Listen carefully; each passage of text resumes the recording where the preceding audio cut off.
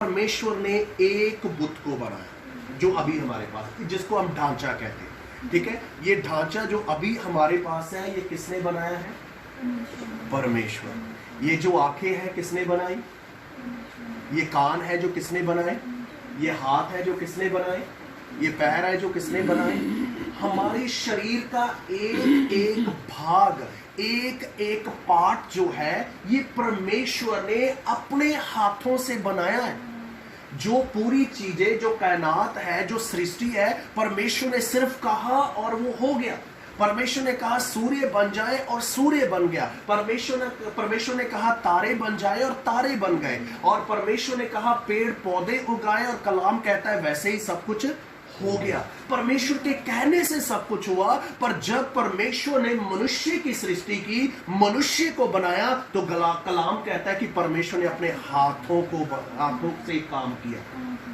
ठीक है, और उस हाथों से परमेश्वर ने इस बॉडी को, स्ट्रक्चर को परमेश्वर ने बनाया है। ये जो अभी हमारे पास स्ट्रक्चर है, ये जो ढांचा है, ये बॉडी की शेप है, ये परमेश्वर ने बनाई है। ये सब कुछ परमेश्वर ने बनाया है। और परमेश्वर बहुत अच्छे से परमेश्वर ने इंसान को बनाया। अब अगर हम बॉडी की छोटी छोटी बारीकी को भी अगर हम देखें तो हम प्रभु को धन्यवाद दें। ठीक है, अब तो आप सब तो मेडिकल लाइन में, अब आपको मुझसे ज्यादा पता होगा, है ना। परमेश्वर ने हमें सुनने के लिए काम दिए, है ना। तो ये चीजें परमेश्वर ने क्यों दी? कान तो अंदर से सुनते हैं ना। सुनने की पावर कहाँ पे है? अंदर ही है ना, बाहर तो नहीं है। तो ये चीज परमेश्वर ने क्यों दी, है ना। अब आंख देखिए, ये चीजों का क्या मतलब है? परमेश्वर ने क्यों दी है? जी, पलकों का। फॉरेन बॉडी को प्रोटेक्शन के लिए ना, हाँ, प्रोटेक्शन के लिए दिया है। एक भी चीज अगर हमारी आंख की ओर बढ़ती है उसी समय आंख बंद होती है। इतनी तेजी से ये वर्क करती है कि हमें खुद भी समझ नहीं आता। ऑटोमेटिक आंखें क्या हो जाती है? बंद हो जाती है। ये किसका डिजाइन है? परमेश्वर का है, प्रभु का है ना। तो ये जो कान की मैं बात कर रहा था, इस चीज से तो हम सुनते नहीं। तो सुनने की पावर कहाँ है? अंदर है। बट ये चीज परमेश्वर ने क्यों बनाई, है ना। परमेश्वर ने हमें ये शरीर दिया है और परमेश्वर ने अपने हाथों से बनाया है। और हमारे शरीर का कोई भी भाग, कोई भी पार्ट व्यर्थ नहीं है।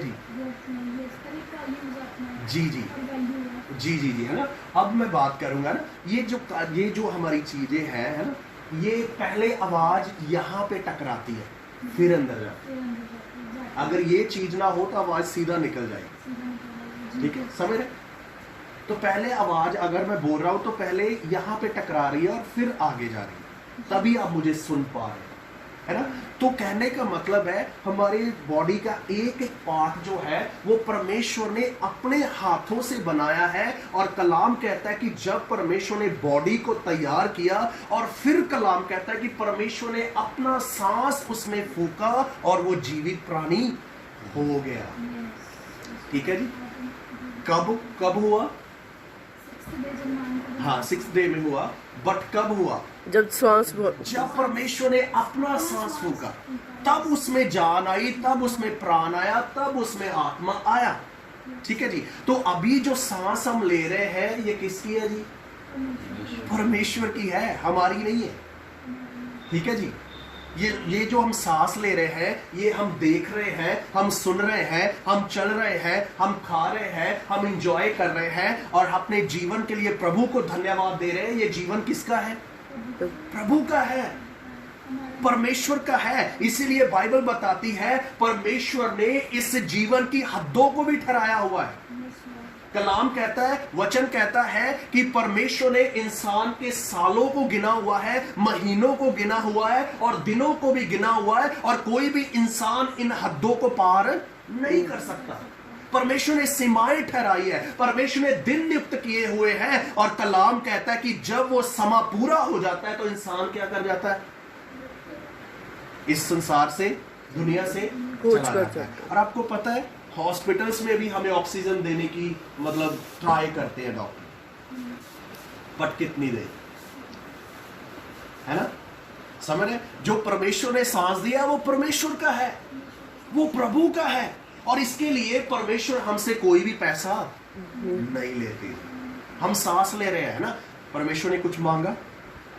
हम परमेश्वर की बनाई हुई सृष्टि पर रह रहे हैं, धरती पर रह रहे हैं, जमीन पर रह रहे हैं, क्या परमेश्वर ने कभी कुछ मांगा? परमेश्वर ने हमें हमारे शरीर में एनर्जी दी है। अगर हमारे शरीर में एनर्जी ना हो तो क्या हम चल पाएंगे? क्या हम बोल पाएंगे? क्या हम मतलब काम कर पाएंगे? नहीं। क्यों? क्योंकि बॉडी में क्या हो जाएगी? वीकनेस हो जाएगी, और वीकनेस होने के कारण इंसान चल फिर या काम नहीं करता। आज ही एक चर्च में भाई एक आए थे और वो काम नहीं कर सकता, इसलिए कि उनको शुगर था और शुगर के कारण उसकी बॉडी बहुत कमज़ोर रहती है और वो काम नहीं कर पाता, और वो घर में रहता है। तकरीबन 4 साल से घर में है, काम नहीं कर पा रहा। अगर काम करने की जो कोशिश करता है तो वो गिर जाता है, इतनी वीकनेस, इतनी कमज़ोरी। ठीक है जी, समझ रहे मेरी बात? हमने प्रार्थना किया, दुआ किया कि परमेश्वर इसके ऊपर फजल करे, परमेश्वर इसके ऊपर दया करे। सो मैं बात कर रहा हूं, इस शरीर में जो एनर्जी है वो भी कौन देता है? परमेश्वर देता है ना? देखने की ताकत परमेश्वर देता है, सुनने की ताकत परमेश्वर देता है, चलने की ताकत परमेश्वर देता है। अगर आज हम जॉब कर रहे हैं, नौकरियां कर रहे हैं, तो ये परमेश्वर ने दी हुई समझ और परमेश्वर ने दी हुई एनर्जी के साथ हम काम कर रहे हैं। हमारा कुछ भी नहीं है। ठीक है? हमारा इवन बाइबल ये बताती है कि इस सांस के ऊपर भी हमारा अधिकार नहीं। ठीक है जी? अगर सब कुछ परमेश्वर का है, ये बॉडी परमेश्वर ने बनाई है, ये शरीर परमेश्वर ने बनाया है, ये जीवन हमें परमेश्वर ने दिया है, तो क्या मनुष्य इंसान अपनी मर्जी से चल सकता है ना? क्योंकि बाइबल, खुदा का पवित्र वचन कहता है कि एक दिन हम सब ने परमेश्वर के न्याय के सिंहासन के सामने खड़े होना है और अपने अपने जीवन का लेखा और अपने अपने जीवन का न्याय परमेश्वर को देना है। और परमेश्वर जब से हमारा जन्म हुआ और जब हम इस पृथ्वी को छोड़कर जाएंगे, और बाइबल बताती है हमारे पास 70 से 80 साल है इस पृथ्वी पर, इस संसार में। अगर हम अच्छे हैं ना, शरीर में अच्छे हैं, हेल्दी है, तो उससे भी ज़्यादा खुदा की कृपा हुई, खुदा की दया हुई तो हम जा सकते हैं। बट एक दिन इस संसार को छोड़ लें, पर जब हम जाएंगे तो परमेश्वर एक एक दिन का लेखा लेगा। ठीक है? क्यों लेखा लेगा? बाइबल बताती है परमेश्वर ने हर एक के जीवन की एक किताब लगाई हुई है। मेरे जीवन की किताब है, आपके जीवन की किताब है, आपके जीवन की किताब है, आपके जीवन की किताब है। और परमेश्वर के दूत हर दिन हमारी एक्टिविटी को, हमारे कार्य को, हमारे काम को वो नोट करते हैं, एक एक काम को। अगर मैं अपनी जुबान से गलत बोलता हूं और अब्यूज करता हूं, वो भी मेरी बातें परमेश्वर के उस किताब में लिखी जाती है कि मैंने अपने जुबान को मिसयूज किया, अब्यूज किया किसी को, वो भी बात लिखी जाती है। अगर मैंने किसी की निंदा की, मैंने लड़ाई की, मैंने झगड़ा किया, और ये भी काम मेरे किताब में लिखे जाते हैं कि दीपक ने इस समय, इस दिन में, इस डेट में, इतने बजे, इस प्लेस में, इस भाई को उसने अब्यूज किया और अपनी जुबान का मिसयूज किया, उसकी निंदा की, उसको गाली दी, और वो समा और वो सब चीजें लिखी जाती है। और कलाम कहता है कि जब हम न्याय के सिंहासन के सामने खड़े होंगे तो लिखा है किताबें खोली जाएंगे ना। मैं उस वचन को पढ़ देना चाहता हूं। प्रकाशित वाक्य की किताब में आइए, बाइबल की आखिरी किताब, the book of revelation, chapter 20, 11 वचन से लेकर आप पढ़ दीजिए 12 वचन तक, 13 वचन तक पढ़ दीजिए। हाँ जी, पढ़ोगे? मैं पढ़। हाँ जी, पढ़िए। फिर मैंने एक बड़ा श्वेत सिंहासन और उसको जो उस पर बैठा हुआ है देखा। उसके सामने से पृथ्वी और आकाश भाग गए और उनके लिए जगह न मिली। फिर मैंने छोटे बड़े सब मरे हुओं को सिंहासन के सामने खड़े हुए देखा, और पुस्तकें खोली गई, और फिर एक पुस्तक खोली गई, अर्थात जीवन की पुस्तक। और जैसा उन पुस्तकों में लिखा हुआ था, वैसा ही उनके कामों के अनुसार मरे हुओं का न्याय किया गया। समुद्र ने मरे हुओं को जो उस और मृत्यु और अधोलोक ने उन मरे हुओं में जो उनमें थे दे दिया, और उनमें से हर एक ने कामों के अनुसार उनका न्याय किया। और मृत्यु और अधोलोक आग की झील में डाले गए, और यह आग की झील दूसरी मृत्यु है। और जिस कि किसी का नाम जीवन की पुस्तक में लिखा हुआ न मिला, वह आग की झील में डाला गया। बस, आमीन। ठीक है जी। तो यहाँ पर हम पढ़ते हैं प्रकाशित वाक्य की किताब, रेवलेशन की किताब, उसका 20 अध्याय और 11 वचन से लेकर अभी हमने 15 वचन तक पढ़ा है। तो यहाँ पर बहुत सारी किताबों का जिक्र है। एक है जीवन की किताब और दूसरा है हमारे कामों की किताब। ठीक है। और कलाम कहता है, मैंने एक श्वेत बड़ा सिंहासन देखा और उस पर जो बैठा था उसके सामने से पृथ्वी और आकाश भाग गए। और क्या लिखा है? और उनको जगह ना मिली। फिर मैंने छोटे बड़े सब, लिखा है, मरे हुओं को परमेश्वर के सामने खड़े हुए देखा और पुस्तकें खोली गई। पुस्तकें शब्द है ना, हाँ, मतलब प्लूरल शब्द यूज किया गया है, सिंगुलर नहीं। ये एक बुक नहीं है, बहुत सारी यस, किताबें। एक बुक नहीं है, लिखा ज्यादा है, है परमेश्वर ने रखा है। जी।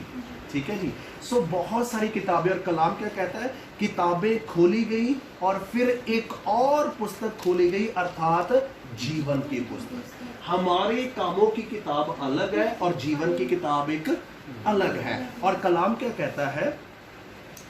लिखा है, और जीवन की पुस्तक, और जैसा उन पुस्तकों में लिखा हुआ था, पुस्तकों में लिखा हुआ था, सिंगुलर वर्ड नहीं है, प्लूरल यूज हुआ है यहाँ पे। इंग्लिश में भी प्लूरल है, बुक्स लिखा है ना। तो लिखा है, जैसा उन पुस्तकों में लिखा हुआ था वैसे ही उनके कामों के अनुसार मरे हुओं का न्याय किया। ठीक है। हम सबका न्याय परमेश्वर करेगा। मैंने भी अपना न्याय देना है, हम सब ने न्याय देना है। और एक बात मैं और बताना चाहता हूं कि यहाँ 15 वचन में लिखा है, जिसका नाम जीवन की किताब में लिखा हुआ ना मिला, उसको आग की झील में डाल दिया जाएगा। आग की झील मतलब यस, हमारी भाषा में इसको नरक कहते हैं। ठीक है, नरक कहते हैं। ठीक है।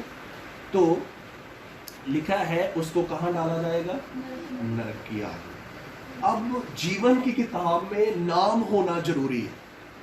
यदि नाम नहीं है, मतलब हमारी किताब तो है, हमारे कामों की किताब है, हमारे शब्दों की किताब है, जो भी हम अपने मुंह से बोलते हैं, मुख से बोलते हैं, परमेश्वर उनको लिखते हैं। और ये भी समय कि हम परमेश्वर की हजूरी में बैठे हैं और हमने परमेश्वर की इबादत की और परमेश्वर के वचन को सुन रहे हैं, खुदा के कलाम को सीख रहे हैं, ये भी समय किताबों में लिखा जा रहा है। और ये भी लिखा जा रहा है हम कितने लोग। ठीक है जी। तो लिखा है कि उन किताबों में लिखे हुए के अनुसार न्याय किया जाएगा। फिर बाद में लिखा है 15 वचन में, जिसका नाम जीवन की किताब में लिखा हुआ ना मिला, उसको आग की झील में डाल दिया जाएगा।